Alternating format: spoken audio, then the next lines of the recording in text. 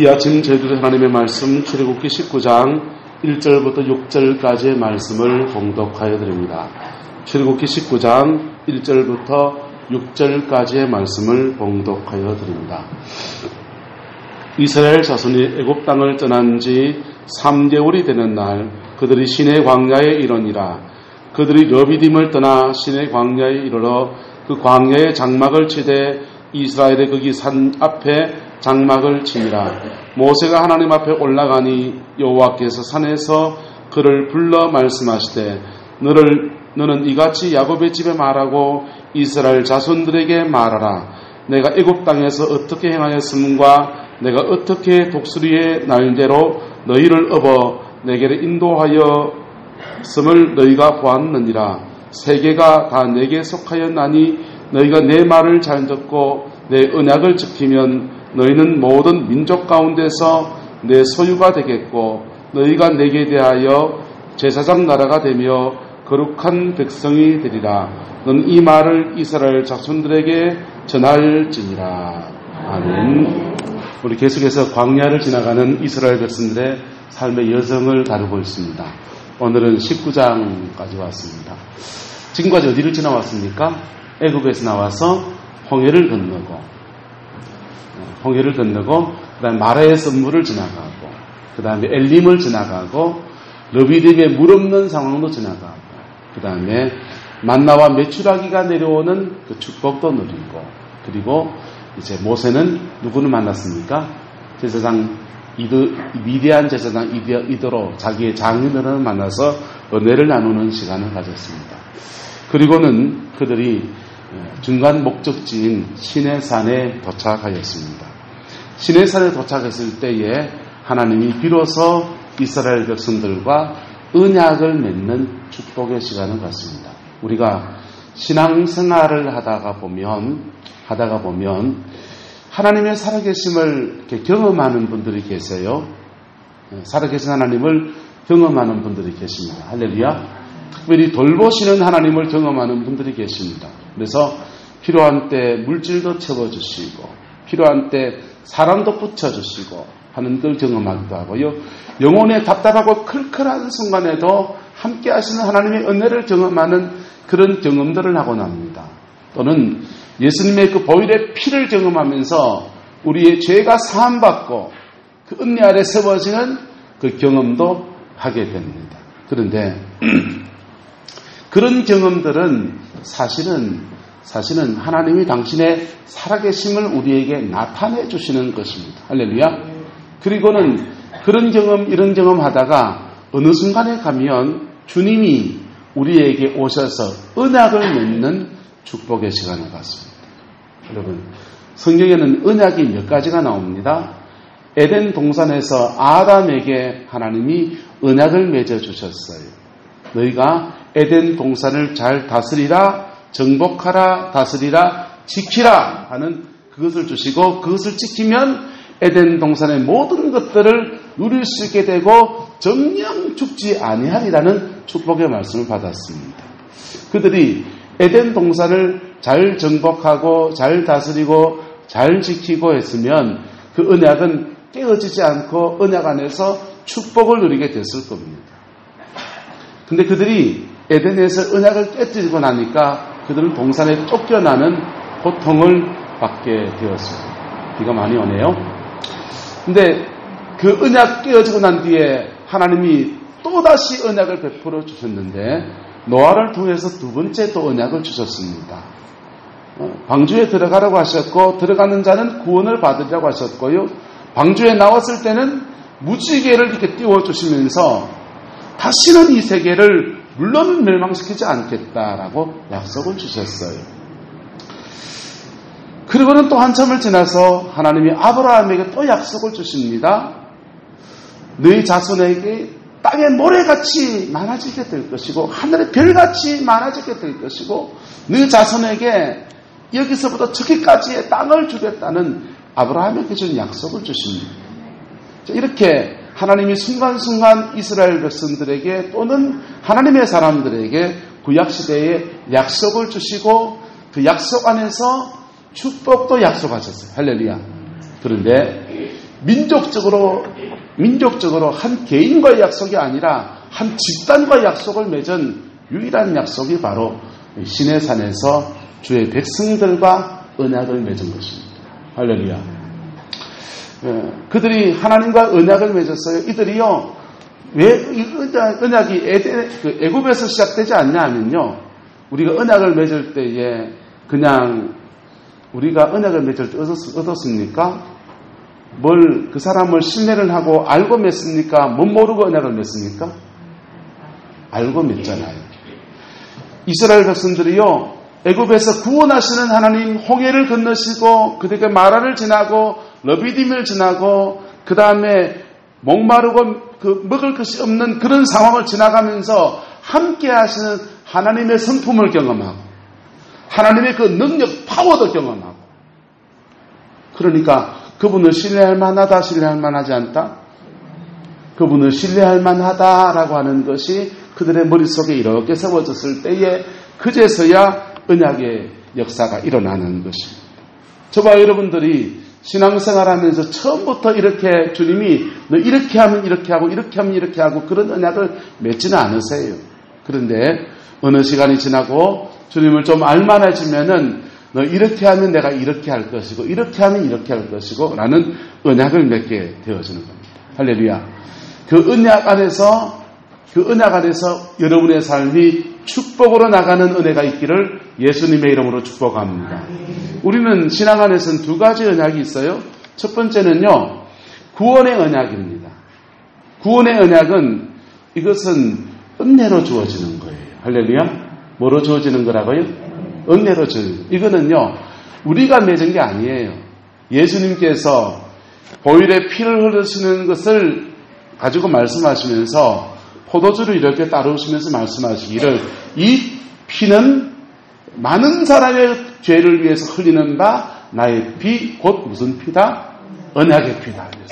그래서 예수님께서 몸버려서 피 흘려서 피의 언약을 그분이 맺어주셨습니다. 할렐루야.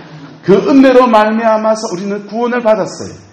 이스라엘 백성들도요, 아브라함과 약속한 그 언약 때문에, 하나님의 그 약속 때문에 애굽에서 그들이 알지 못하는 손길에서 구원을 받았고요, 홍해가 갈라지는 기적을 체험하고요, 마라의 썰물이 달아지는 은혜도 경험하고요, 엘림의 축복도 경험하고요, 그리고 먹을 것이 없는 상황에서 만나와 메추라기를 주는 은혜를 경험하고요, 그리고는 러비딤 물 없는 곳에서 반석을 쳐서 생수가 터지는 은혜도 경험한 겁니다. 이미 그들은 하나님의 은혜를 받았다 안 받았다? 이미 받았어요. 이미 은혜를 받았고 또 받게 되는 겁니다. 할렐루야. 네. 저와 여러분들 이 두 가지 언약 안에서 하나님의 복주심의 역사가 쏟아지게 되기를 예수님의 이름으로 축복합니다. 한따라 합시다. 복음을 믿음으로 구원을 받고 율법을 지킴으로 축복을 받고, 나는 천당을 가기 때문에 축복은 안 받아도 됩니까? 손들어 보이소. 여러분, 축복받는 원리를 따라갈 수 있기를 축복합니다. 오늘 성경에 말합니다. 5절에요. 세계가 다 내게 속하였나니 너희가 내 말을 뭐하고요? 잘 듣고, 뭐하고요? 잘 듣고, 그 다음요, 내 언약을 뭐하면? 지키면. 내 말을 잘 듣고, 그 다음요, 내 언약을 뭐하면? 지키면 너희는 모든 민족 중에서 뭐가 되고요? 내 소유가 되고, 네? 너희는 내게 대하여 무슨 나라가 되리요? 제사장 나라가 되며 뭐가 되리라? 거룩한 백성이 되리라. 이렇게 말했어요. 할렐루야. 이 복이 저와 여러분이 있기를 축복합니다. 자, 5절에 이렇게, 전제가 이렇게 합니다. 세계가 다 누구에게 속했다고 합니까? 세계가 다 삼성의 이건희 씨나 또 이재홍 씨한테 속했다고요? 세계가 다 누구에게 속했다고요? 여러분, 이건 믿습니까? 세계가 다 하나님께 속한 거예요. 그래서 하나님의 뜻 안에서 하나님은 복을 줄 자에게 주고, 징계할 자에게 징계하고, 죄송하면 저주할 자에게 저주하시는 거예요. 그분의 뜻 안에 하는 거예요. 그런데 우리가 예수님의 보혈의 피로 제사함 받고 구원받고 은혜를 받았어요. 하나님의 사람이 되었습니다. 구원의 백성이 되었습니다. 그래서 그 구원의 은혜는 은혜로 주어지는 거예요. 이스라엘 백성들도 홍해를 지나갈 때 그들이 홍해를 지나가는 그다가 그들이 돌을 하나 옮기기로 했습니까? 홍해를 지나갈 때 그들이 하나님 동풍을 막 일으키시는데 동풍을 보라고 부채질을 했습니까? 아무것도 한 게 없어요. 그저 하나님의 은혜로 구원을 받았습니다. 저와 여러분들도 이미 하나님의 은혜로 구원을 받았습니다. 할렐루야. 구원받은 사람이 그 다음 하나님을 경험하고 겪어보고 누려보고 그분의 공급하심을 경험하고 누리면서 세계가 다 누구에게 속했구나? 하나님께 속했구나. 이 믿음 생기면은 그리고 그 세계가 다 하나님께 속했는데 나를 얼마나 사랑하시는지 오늘 본문에서 4절에서는요. 독수리의 날개로 너희를 뭐 했다고 합니까? 업어서 내게로 인도했다는 거예요. 독수리가 날개 위에 사람을 얻는지 모르겠지만은 그렇게 기적같이 그렇게 지금 시내산까지 오게 됐다는 것이지. 기적 같은 은혜를 입어서 여기까지 왔는 것을 경험했다면은 막 말은 뭡니까? 세계가 하나님께 속했고 그 세계가 하나님께 속했는데 그분이 나를 너무 사랑하신다라는 것을 경험하고 알게 되었다면은 그때부터는 그분과 나와 무슨 약속을 할 때가 됐다? 언약을 맺을 때가 됐다는 겁니다. 할렐루야. 신앙 안에서 여러분이 이 언약, 주님과의 언약의 관계로 나가는 축복을 누리게 되기를 예수님의 이름으로 축원합니다. 교회 다니면서요, 주님과의 이 언약의 관계로 나가지 못하는 사람들이 너무 많아요. 그분을 경험해 봤어야 그분께 내 마음을 던지고요. 그분께 내 인생을 걸고 가지요. 내 인생을 걸어야 되는 거거든요. 그래서 저와 여러분 주님을 경험하고 주님을 알았다면은 주님과 인생을 걸고 가는 언약의 관계로 나가게 되기를 예수님의 이름으로 축복합니다. 그러면 하나님의 언약을요 신실하게 지키시는 분이시죠. 할렐루야. 하나님 뭘 지키시는 분이라고요? 신실하게 지키시는 분이라고. 여러분 사람은 약속하고서요 종종 그 약속을 어기곤 합니다. 저희가 대구에서 교육전사 한때였습니다. 그때는 한 달에 생활비를 40만 원인가 50만 원이 기억이 가물가물해요. 얼마였어요? 대구 동성교회 다니시할 때인데요. 사택을 준다는 것 때문에 거기 들어갔어요. 네. 부모님 집에서 사는 게 너무 힘들어가지고 사택을 준다는 것 때문에 얼른 그 길을 갔습니다. 근데 사택을 주는데 생활비는 너무 적은 거죠. 그래서 매일 사택 주는 대신에 매일 새벽 기도 인도하고요. 그렇게 예배를 드립니다. 그런데요. 그 예배를 드리면서 한 달에 한 번 그래도 생활비라고 받는 날 있잖아요. 그날 이제 뱃속에 종윤이 안 가지고요. 예, 그리고 큰 놈 데리고요. 이제 그날은 이제 기분 내는 날인 거예요. 그때 기분 낸다는 게 뭐냐? 한 달 살 이렇게 생필품을 사러 홈플러스를 가는 겁니다. 홈플러스를 가서 한 달 산 생필품을 사고서는요. 그래도 오늘 기분 내는 날이고 뱃속에 아기도 있는데 우리 한번 파티를 하자 해가지고요. 그 당시에 10,000원짜리 홈플러스 피자가 큼지막한 거 있었습니다. 지금은 좀 작아졌어요. 그때 피자가 비쌀 때였잖아요. 근데 홈플러스에서 처음으로 이제 싼 피자가 나온 겁니다. 그래서 피자 하나에 콜라 하나 시켜놓고서는요. 집사람하고 저하고 우리 종인이하고 셋이서 감격스럽게 개걸스럽게 그걸 뜯어먹는 게 낙이었습니다. 근데 종인이가 그날따라 식품 코너를 돌고 뭐 이것저것 막 오뎅, 두부 막 이런 거 사놓지 않습니까? 그런 거 사놓는데 장난감 코너를 지나가면서 발을 떼지 않는 겁니다. 아빠 저거 사줘 그래요. 저거 사줘 그러는데요. 입이 안 다물어지더라고요. 우리 형편에, 그 당시 형편에 사줄 수 있는 형편이 못 되는데 굳이 사달라고 그러는 거예요. 그러니까 그 애를 달래기 시작합니다. 집에 다른 장난감 많이 있잖아. 다 부서졌어. 저 사촌들이 쓰는 거, 얻어놨던 것들은 다 부서졌다 이거지. 그래서 다 사주고 부서졌고 막 땡땡깡을 피우니까 마지막으로서는 제가 쓰는 비장의 무기, 미루는 거지요. 다음에 사줄게. 다음에 사줄게. 그러니까 맞이가 좀 다르더만요. 지가 하나밖에 없는 맞인데도 부모 마음은 아는지 발걸음을 떼면서 저한테 이렇게 말하는 거예요. 아빠, 거짓말하지 말해. 거짓말하지 말해. 거짓말하지 말해. 그러는데요, 가슴이 뭉클한 거예요. 가난한 전사의 아들이 돼가지고 지는 부모한테 내가 몇 번이나 이 거짓말을 했는가, 약속하고 미루고 실천하지 않았던 것들을 경험했는가, 그런 생각이 드니까요 가슴이 미어지는 거예요. 그래서 에라 모르겠다 결국 질러버렸습니다. 그 장난감 사가지고요 변신 로봇이었습니다. 그날 밤을 새면서 이 변신 로봇을 조립하고 만들고 하는데 애가 밤을 꼴딱 새더라고요. 밤을 샌 그놈 보면서요 아침에 대해서 측은하기도 하고 또 미안하기도 하고 고맙기도 하고 대견하기도 하고 여러 가지 감정이 참 많이 교차했습니다.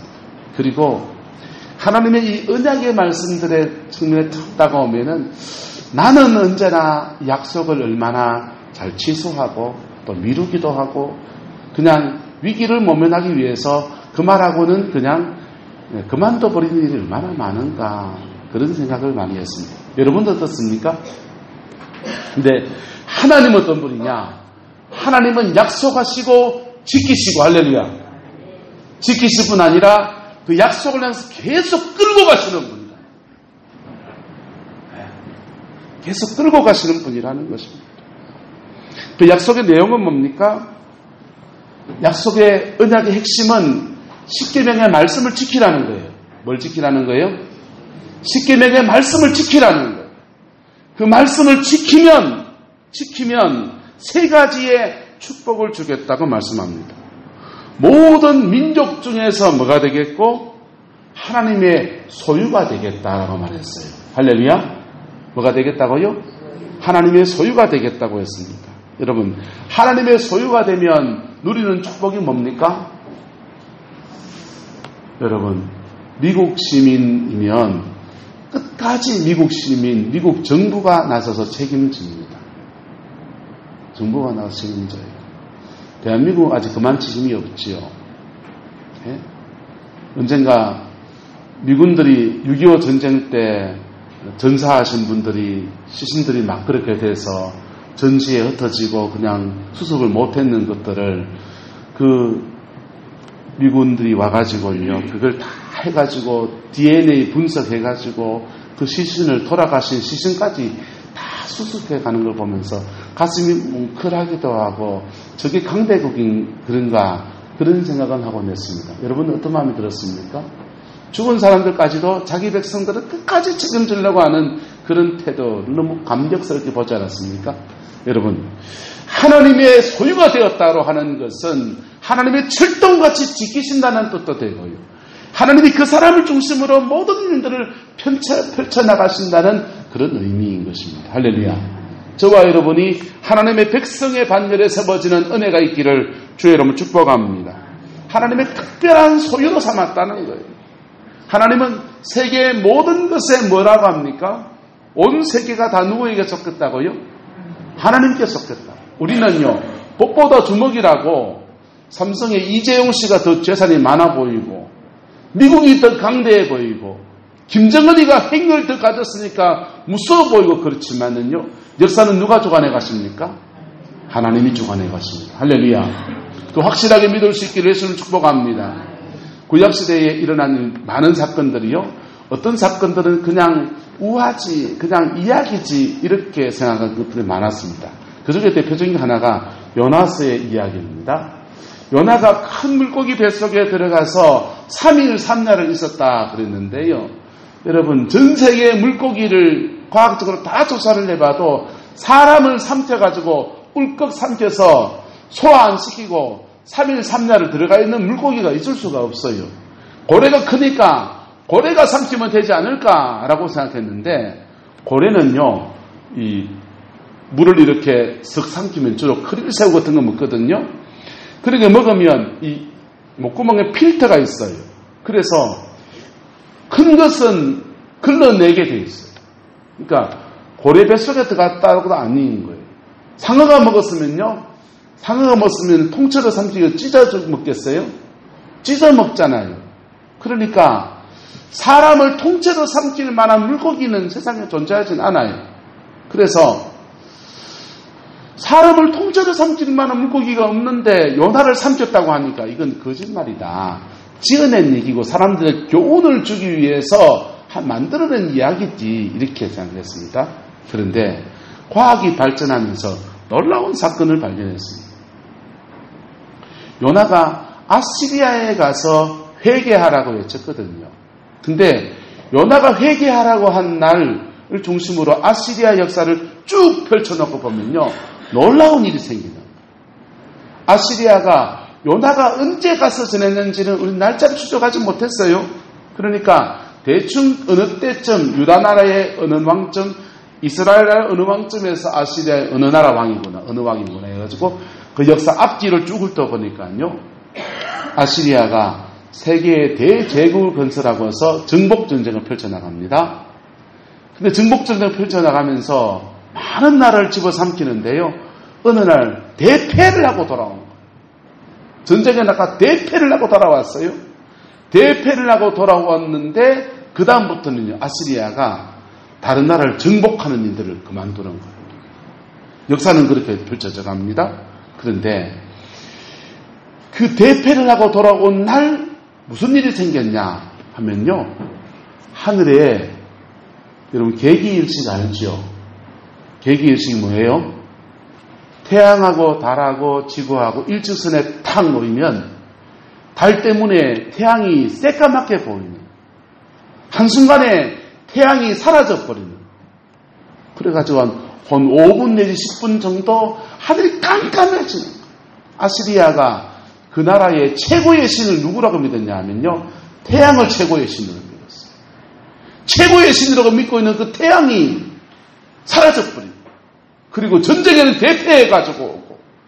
그런데 바로 그날 요나가 40일 지나면 니느웨가 멸망하리라고 예언을 한 거예요.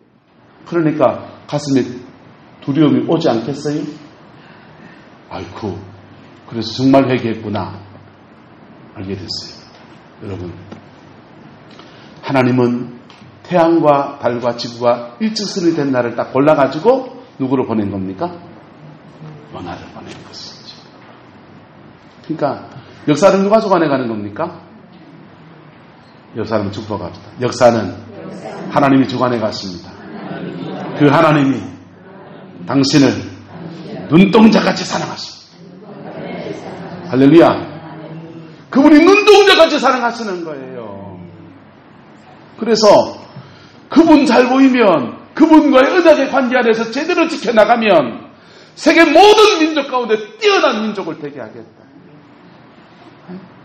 그리고 두 번째 약속, 너희는 내게 대하여 무슨 나라가 되며 제사장 나라가 될 것이다 라고 약속을 주십니다. 여러분, 전 세계의 노벨상 가운데 반 이상을 유대인들이 다 차지해요.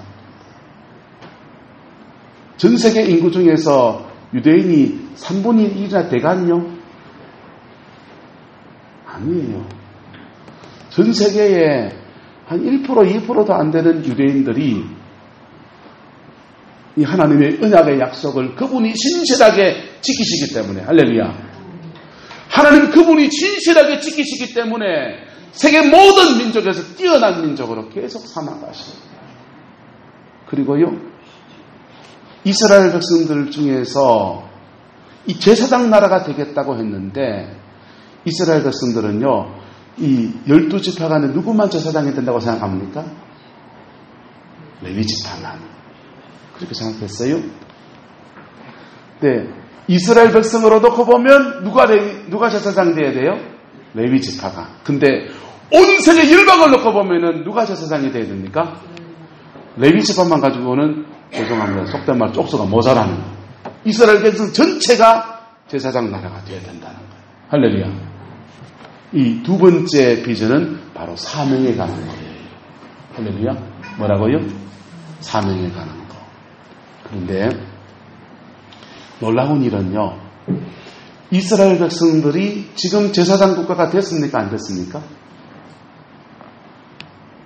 됐습니까? 안 됐습니까? 안 됐잖아요. 그런데 가끔씩 유대인으로서 신약의 예수님을 구세주로 믿고 그분을 숨기는 목사의 길을 걷는 사람들이 전 세계에서 일어나기 시작합니다. 그런데요, 놀라운 일이 생겨요. 그분들은 민족적 부르심을 대신하고 있는 사람들. 그래서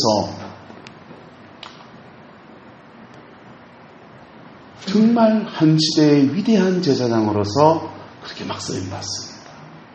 전 세계를 다니면서요, 성령의 역사를 일으키는 베니인 목사님이 유대인이고요. 또 전 세계를 다니면서 이 마지막 때의 복음을 막 외치고 있는 분들 중에서 굉장히 많은 사람들이 유대인들이에요. 할렐루야. 여러분, 유대인들은 그들의 민족적 부르심이 제사장 민족이에요. 할렐루야. 이 말은 무슨 말이냐면, 따라합시다. 사명은 다 다릅니다. 옆 사람의 사명하고 내 사명이 똑같아요? 달라요? 달라요. 유대인들은 부르심이, 민족적 부르심이 제사장의 부르심이에요. 그래서 그 민족 안에서 제사장의 길을 걷는 자에게는 하나님이 집중적인 은혜가 막 쏟아지는 거예요. 그런데 우리 각자에게는 사명이 있다 없다? 있다. 그 사람 물어봅시다. 당신 사명 압니까?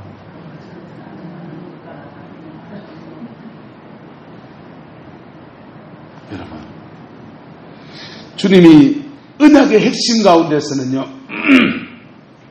율법의 말씀을 지키라는 것이고, 지키는 중에 내가 준 사명을 감당하라는 것입니다.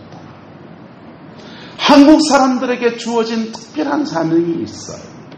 한국 사람들에게. 우리 성만교회라는 교회에 주어지는 특별한 사명이 있어요. 우리 귀한 장로님에게 주어진 특별한 사명이 있어요. 제게 주어진 특별한 사명이 있어요. 그러면 나는 없나요? 죄송합니다. 어떤 분들은 내 사명을 모를 수 있지만은 사명이 있어요. 할렐루야. 우리는 하나님의 거룩한 사명을 위해서 누구나 다 부름을 받은 자입니다.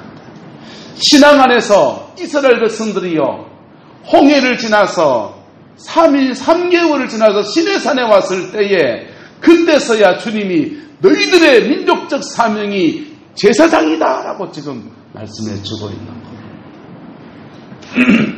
저와 여러분들이요, 믿음 생활하면서 하나님으로 죄사함 받고 구원받고 은혜 받고 하나님의 공급하심을 경험하고 목마르고 가란 영혼을 만지시는 은혜를 누리고, 그리고 어느 시간이 지나면 주님이 여러분을 찾아왔어요.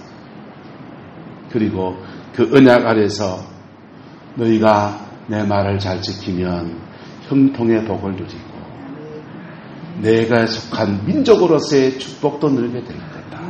그런데 그거 하면서 너 이 사명도 감당해야 한다 라고 우리에게 얹어주십니다. 할렐루야. 이것을 생명처럼 여기는 저와 여러분 되시기를 예수님의 이름으로 축복합니다. 여러분, 제사장은 어떤 사람입니까? 제사장은 하나님 앞에서 세 가지를 다룰 줄 알아야 합니다. 모든 그리스도인들은 자기의 죄와 자기의 상처와 내게 속한 것들을 관리할 수 있는 선한 청지기가 돼야 돼요. 할렐루야. 모든 선한 청지기가 돼야 되죠. 그런데 제사장은 특별하게 거기에 하나 더해져서 고유의 사명이 있습니다. 그건 뭐냐면요. 따라합시다. 다른 사람의 죄를 중보하며 해결해 줄 수 있어야 돼요. 다른 사람의 상처를 만져줄 수 있어야 합니다. 세 번째는요. 상처와 죄를 잡고 역사하는 사단의 역사를 끊어내 줄 수 있어야 돼요. 할렐루야. 제사장의 사명을 제대로 감당하려고 하면요. 제사장은 늘 번제를 드리면서 많은 사람들의 죄에 대한 고백을 함께 나누고 그 아픔의 고통에 함께 동참하고요. 그들의 상처를 어루만져주는 일들을 감당해 가야 돼요. 그리고 그런 상처와 죄 속에 역사하는 사단의 권세를 끊어내 줄 수 있는 영적인 권세를 가지고 있어야 합니다. 할렐루야. 그런데 한번 물어봅시다. 이거 다루려고 하면 자기 것부터 극복해야 돼요? 그냥 있어야 돼요? 자기 것부터 극복해야 돼요. 할렐루야. 자기 것부터 극복해야 돼요. 자기 상처부터 극복해야 되고 자기 죄부터 극복해야 돼요. 자기의 역사하는 어둠의 권세부터 극복해내야 돼요. 이거 극복 못한 사람이 제사장이 되면 어떻게 되느냐? 네? 남의 상처 이야기 들으면서 누가 떠오릅니까? 자기 상처 떠올라요. 그래서 너도 아프냐 나도 아프냐 공감해 줄 수 있는데 같이 넘어져 버려요. 무슨 말이가 됩니까? 남의 상처 얘기 들으면서 자기 안에 있는 자라보고 놀랐던 그게 떠올라요. 그래서 소뚜껑 보고 둘이 같이 그냥 열받아가지고 난리 브루스를 쳐요. 무슨 말이가 됩니까?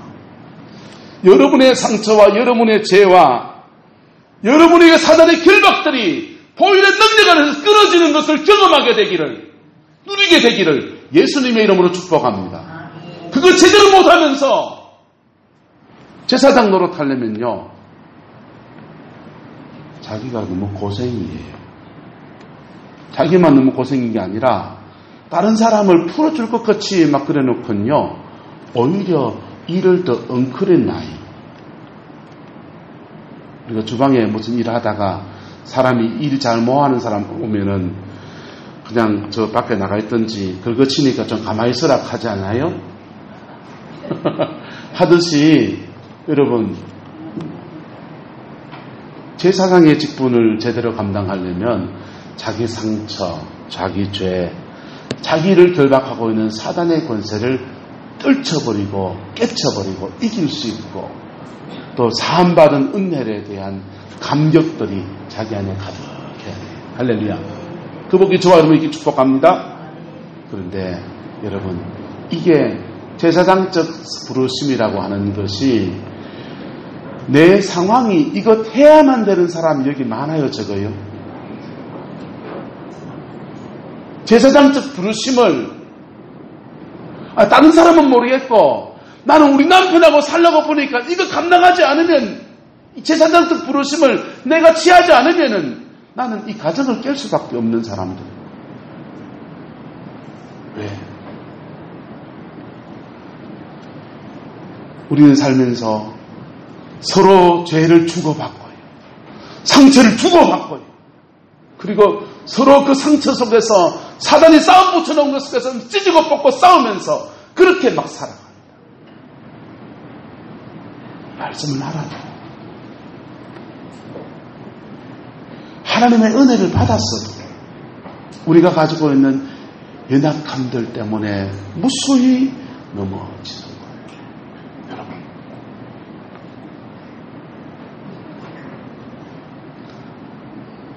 근거의 말씀을 드립니다. 목사는 제사장적 부르심을 가지고 가는 사람이지요. 그런데 여러분들 한번 물어봅시다. 여러분들 가정 안에서 여러분의 삶의 자리에서 제사장적 부르심을 취해야만 되는 상황이 있다면은 내깎이 놔야 됩니까? 그거 취해야 됩니까? 그거 취하고 그 길을 걸어가는 저와 여러분 되기를 축복합니다.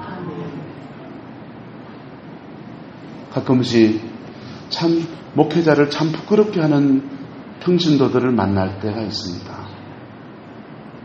저는 돈 많다고 절대로 눈도 깜짝 안 해요.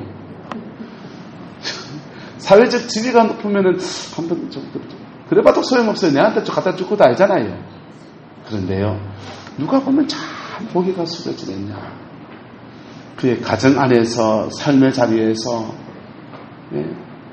개구쟁이 같은 신랑 만나가지고 그 신랑하고 부딪혀 살려고 하니까 속이 썩어 빠지는데 그 속에서 제사장적 사명으로 그를 감당해 나가면서 믿음 안에 세워가는 사람들 만나면요, 그 사람이 좀 어리석어도, 그 사람이 좀 돈이 없어도, 그 사람 좀 모자라도 너무 훌륭하게 보여요. 너무 훌륭하게.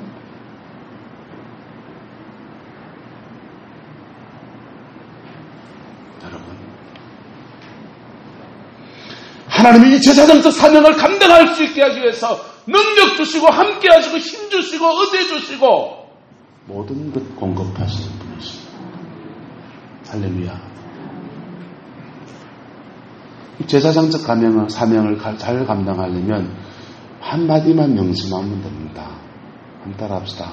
종로에서 빰 맞고 한강 와서 분풀이 할 때 그 분풀이 받아주면 내일도 종로 간다. 저도 말하기 쉽지요. 실제로 이것을 실천해 가는 것은 사실은 어렵다 싶다. 습성이 안 돼서 그렇고, 습성이 안 돼서 그렇고, 첫 번째 습성이 그렇고, 두 번째는요, 자기 상처 때문에 그래요. 우린 왜 부부싸움하면 길을 쓰고 이길라 합니까? 왜 이길라 그럽니까? 한번 밀리면 계속 밀릴 것 같으니까. 또 과거에 받았던 상처들 때문에. 여러분, 제사장의 사명을 감당하려면 지세요. 뭐 하세요? 지세요. 누가 져야 됩니까? 은혜 받은 사람이 지십시오. 그냥 세상적으로 지면 우라통이 치미고 계속 화병이 쌓일 거예요. 그런데 하나님의 은혜 아래서 지면요, 보혈의 그 피가 우리 영혼 속에 임하기 시작합니다. 성령의 역사가 우리 가운데 부어지기 시작합니다. 하나님이 함께 하시면 놀라운 역사가 우리 안에 쏟아지기 시작합니다. 그리고 어느 시간 지나면 상황이 휘떡 뒤집어지는 역사가 일어나는 것입니다. 여러분, 가끔씩 너무 안타까운 분들을 만납니다. 분명히 저 손 얹어 기도하면 그 사람 불이 얼마큼 센지 좀 알아요. 솔직히. 근데요, 그 영혼 속에 불이 있어요. 성령이 함께 하세요. 영권도 있어요. 은혜도 있어요. 그런데 긴 세월 동안 가정 안에서 이 제사장적 사명을 감당한 흔적이 안 보여요.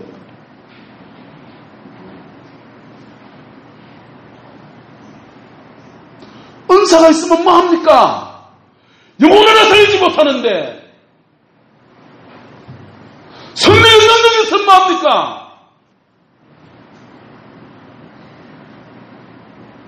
자기에게 살붙이고 사는 그 영혼 하나 속에서 생명의 역사를 드러내지 못하는데 그게 무슨 소용이 있습니까? 여러분, 하나님은 이거 감당할 수 있는 능력 주십니다. 이거 감당하려면요, 여러분의 상처가 먼저 치유받아야 돼요. 여러분의 상처가 먼저 치유받아야 돼요. 우리의 상처가 먼저 치유받아야 돼요. 그래서 내게 다가오시는 그 사랑, 나 용서하시고 나 받아주시고 내 만져주시는 그 아버지의 그 사랑 안에 내가 그냥 그 은혜의 바다에 잠겨야 돼요. 그리고 그 은혜 아래서 은혜 속에서 사람을 대하는 법들이 훈련되어야 합니다. 하나님의 그 은혜 안에서 말하는 것들이 훈련되어야 하는, 이 말하면 상처받을 줄 알면서 상처 주려고 그 말하잖아요. 네? 그러면서 그 말하고 후폭풍이 오는 것도 알면서 그 순간에는 그 말을 꼭 해야 되잖아요. 여러분의 어느 생활에 큰 변화가 있기를 축복합니다. 여러분의 가정 안에서, 삶의 자리에서, 상황 속에서 제사장적 사명을 감당해야 될 사람이 되었다면 그 감당해 보세요. 하늘의 놀라운 상이 여러분에게 쏟아질 것입니다. 베드로 전서는 이렇게 말합니다. 오직 너희는 왕같은 무엇이요? 제사장들이. 할렐루야.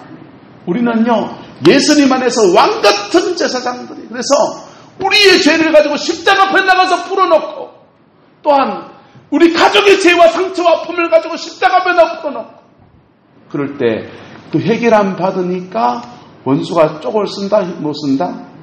쪽도 못 쓰는 거예요.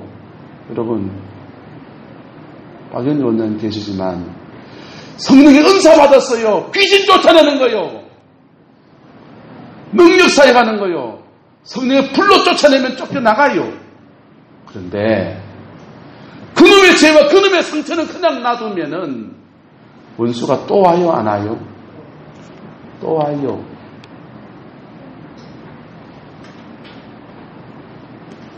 여러분, 균형 잡힌 제사장의 사명, 할렐루야. 제대로 된 제사장의 사명은요, 원수를 상대하는 게 아니에요. 그건요, 십자가와 보혈의 피 안에서 우리가 상함받고 은혜받고 해결안 받으면 그 원수는요, 쪽을 못 쓰는 거라고. 할렐루야. 오늘 시내산 언약의 핵심은요, 바로 우리를 하나님의 언약을 지키는 사람이 되라는 거예요.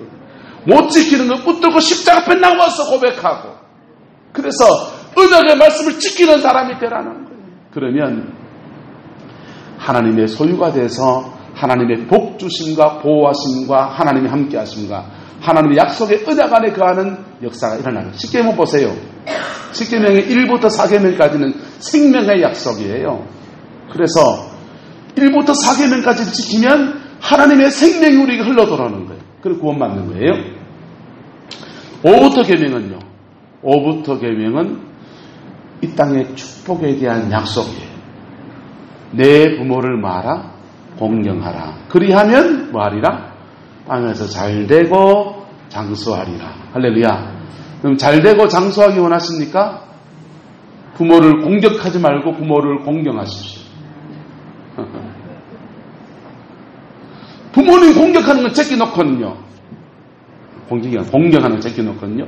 땅에서 잘되고 장수하기를 무당 찾아갔어요.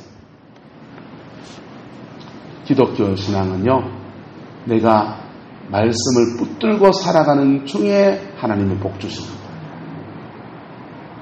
따라합시다. 은혜로 구원을 받고 율법을 지킴으로 행위를 통해서 축복을 받고. 그래서 행위를 지켜야 돼요. 행위는 개차반하면서 복은 바라면요, 하나님이 회개부터 해라 이랬습니다. 지키면 하나님의 백성 되고, 그 다음에 제사장적 사명을 감당할 수 있는 능력과 힘과 은혜를 그에게 마음껏 쏟아부어 주십니다. 그거 하라고 부름받은 사람이 목사고, 그거 하라고 가정 안에서 제사장을 한 명씩 세워놨다. 그게 누구다? 따라합시다. 가정제사장은 나다. 내 말고 가정 안에 누가 딴 사람 해줄 사람이 있습니까? 가정 안의 제사장은 누구다? 나다. 그 마음 가지고 살아가면요, 그 언어 생활을 통해서, 그 손질을 통해서 위대한 가문이 그 가정 안에 일어나게 될 것입니다. 할렐루야. 그 속에서 위대한 사람들이 세워지는 놀라운 축복을 누리게 될 것입니다. 그 복이 저와 여러분의 있기를 예수님의 이름으로 축복합니다. 기도하겠습니다. 사랑과 은혜가 많으신 아버지 하나님, 오늘도 주님을 사랑하는 주의 백성들이 이곳에 모였습니다. 주님이 사랑하시는 당신의 백성들이 이곳에 모였습니다. 주님, 우리가 부족하고 연약하지만 주님과의 언약의 관계를 지키며 나가기를 소망합니다. 특별히 예수님의 보혈 안에서 이 언약을 이루며 살아가기를 소망합니다. 성령님 역사해 주시고 축복하여 주시고 영광 다하여 주셔서 하나님 앞에 가장 복된 인생을 살아갈 수 있도록 인도하여 주시고 우리 가정에 큰 변화와 사랑과 능력의 역사가 쏟아지게 인도하여 주시옵소서. 아버지께서 함께해 주시기 원합니다. 예수님의 이름으로 축복하며 기도드리옵나이다. 아멘.